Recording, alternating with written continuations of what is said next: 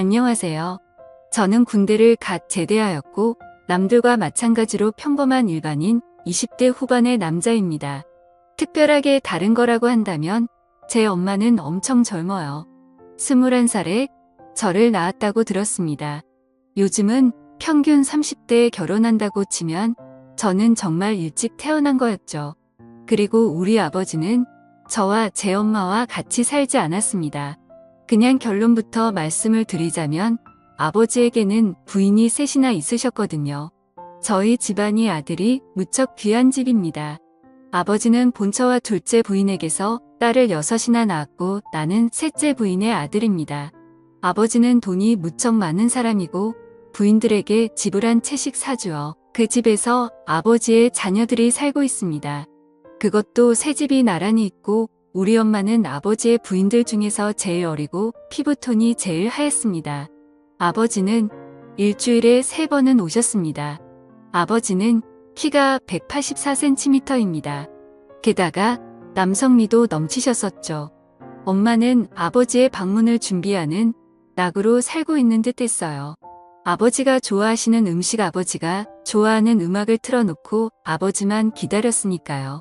아버지는 유일한 아들인 나에게 교육비를 아끼지 않으셨고 나는 열심히 공부를 해서 엄마와 아버지에게 인정받는 낙으로 살았습니다. 사실 그것은 생존 본능이었어요. 6명의 누나들은 나를 시기했고 미워했습니다.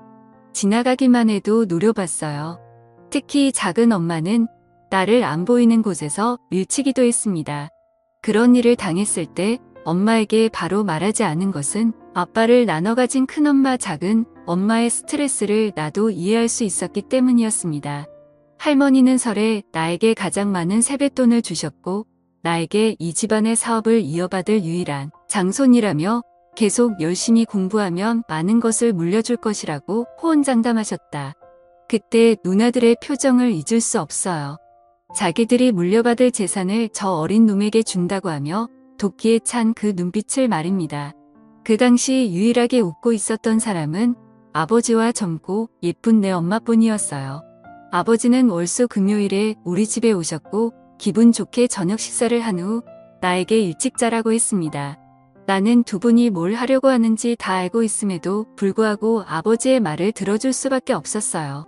아버지는 엄마에게 젊은 부인과 일을 치르니 젊어져서 좋다며 매일 와서 같이 살고 싶은데 조강 지쳐버리면 벌 받는다고 미안하다며 엄마의 머리를 쓰다듬고 가셨습니다. 나는 엄마 옆에서 곤히 잠든 척했고 아버지는 매번 내가 잘 자는지 확인했습니다. 엄마는 쟤는 한번 잠들면 옆에서 대포를 쏴도 못 들어요라고 했습니다. 사실은 그렇지 않았어요. 그냥 잠든 척 하고 있었을 뿐이었죠. 엄마는 나를 잘 키워서 아버지 사랑을 독차지함과 동시에 아버지 재산을 많이 차지할 생각을 하고 있었어요. 너무 속 보이는 엄마가 여우 같다고 생각했지만 한편으로는 그런 의지를 가지고 사는 젊은 엄마가 안 돼 보이기도 했습니다. 그러던 어느 날 엄마와 아버지가 드라이브를 하다가 교통사고가 났습니다.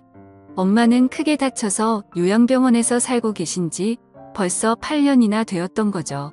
아버지는 운이 좋아 몇 주간 입원 치료를 받고 퇴짜하셨습니다. 나는 엄마가 없어 큰엄마의 도움을 받아 끼니를 해결했고 아버지는 그런 나를 더 안쓰럽게 여겼어요.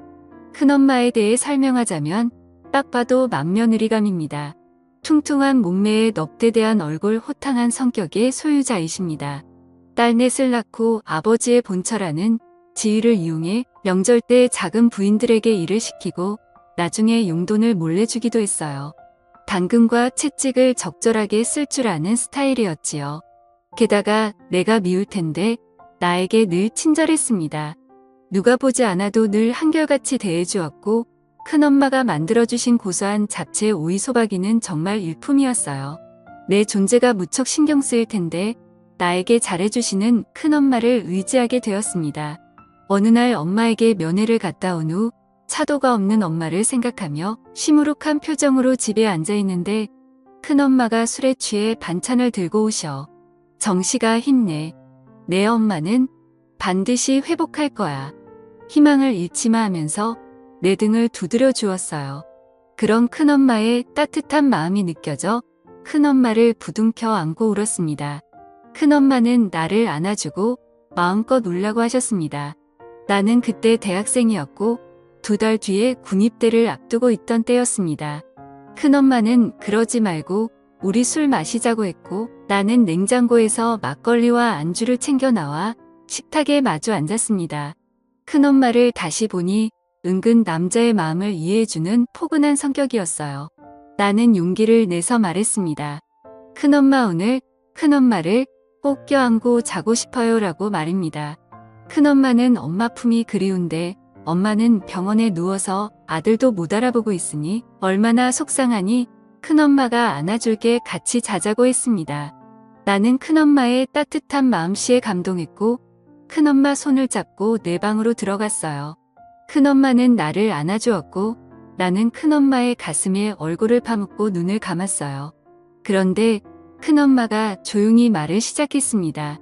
내 아버지는 내가 태어난 이후에 나를 한 번도 안아주지 않았어. 나는 매일 아버지를 기다리는데 내 아버지는 일주일에 3번은 너희 엄마한테 갔고 나머지 3일은 작은 엄마한테 갔지. 딱 하루만 나랑 같이 지냈어. 하지만 방은 따로 쓰고 있어. 남들은 내가 안방마님이고 너희 아버지가 죽으면 그 재산이 거의 다 내 것이 될 거라고 하는데 나는 그 말을 믿지 않아. 아버지는 너에게 재산을 몰아줄 거라고 하더라도 그 말이 너무 서운해서 미칠 것 같아. 나를 여자로 바라봐 주지도 않고 재산을 미리 챙겨주지도 않는데 나는 껍데기랑 살고 있는 것 같아. 그렇다고 이 나이에 다른 남자를 찾을 수도 없고 말이야. 나라는 사람 하나를 놓고 봐도 참 안타까운 태생이지만 둘째 부인, 셋째 부인을 들여 자식 셋을 더 낳은 꼴을 보고 사는 큰엄마도 참 딱해 보였습니다. 더군다나 남편에게 여자로서 존중받지 못하는 것을 보니 큰엄마가 많이 외로웠을 거라는 생각이 들었어요. 큰엄마는 나를 꽉 안아주면서 한 번만 자기를 도와달라고 말했습니다. 오죽하면 나에게 그런 말을 하겠는가. 나는 30살이나 차이가 나는 큰엄마를 위로해주고 싶었습니다. 결국 저는 큰엄마의 부탁을 들어주게 되었죠. 처음에는 잘 몰랐지만 나와 은근 잘 맞는 것 같았어요. 이후 큰엄마는 내게 정말 고맙다고 말하면서 수표 2장을 쥐어주고 집으로 돌아갔습니다.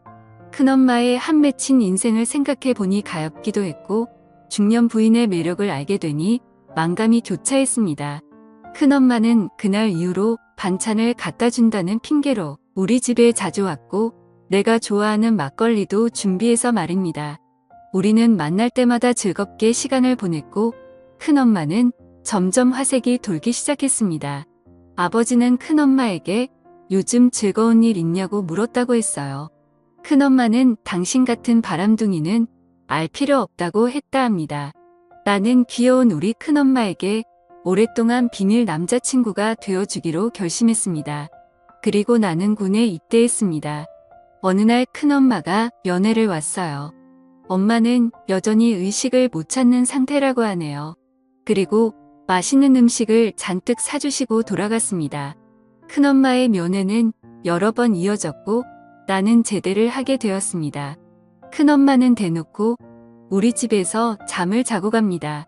아버지는 그런 큰엄마의 행실을 눈치채는 것 같았지만 큰엄마는 술 마시다가 취해서 잠이 들었다고 발뺌을 합니다. 큰엄마는 자신이 관리를 잘하는지 점점 젊어지는 것 같고 살도 빠지더군요. 그런 노력하는 모습에 큰엄마가 너무 예쁘고 좋아서 큰엄마를 외면하지 못하고 있습니다. 이런 내가 잘못하고 있는 것이라면 벌은 나중에 받겠습니다.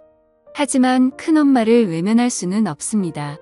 아버지는 사람은 늘 돕고 살아야 한다고 하셨으니 나중에 우리의 사이가 들키게 되면 이게 다 아버지 때문이라고 되들어 볼 생각입니다. 제가 잘못된 행동을 저지르고 있는 걸까요? 현명한 여러분들의 답변을 부탁드리겠습니다. 오늘의 사연은 여기까지입니다. 감사합니다.